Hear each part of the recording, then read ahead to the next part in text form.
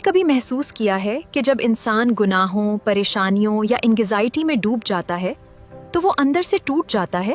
ہاں، خاصاً طور پر جب نیند نہ آئے، دل گھبرائے اور سلیپ ٹیرر جیسی حالت ہو، انسان واقعی خود کو بے بس محسوس کرتا ہے۔ اس کے لیے کچھ دعائیں بھی ہیں جو دل کو سکون دیتی ہیں اور اللہ سے قریب کرتی ہیں۔ کون سی دعائیں؟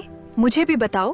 ایسے ہی وقت میں حضرت نوح علیہ السلام نے ایک دعا مانگی تھی، ربی انی مغلوب فانتصر، یعنی اے میرے رب، میں مغلوب ہو چکا ہوں، اب تو ہی میری مدد فرما۔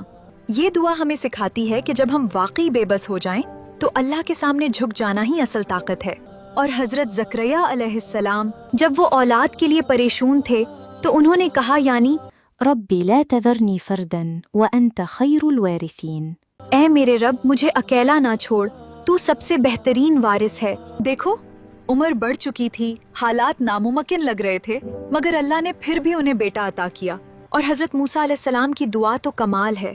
جب وہ بالکل اکیلے تھے، گھر نہیں، پیسے نہیں، تب انہوں نے کہا، ربی انی لما انزلت الی من خیر فقیر، یعنی اے میرے رب، جو بھی خیر تو نازل کرے، میں اس کا محتاج ہوں۔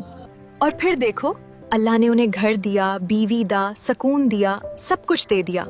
تو اگر تم بھی انگزائٹی، ڈپریشن یا گناہوں کے آگے بے بس ہو، ان دعاؤں کو اپنا سہارا بنا لو، اللہ سب کر سکتا ہے۔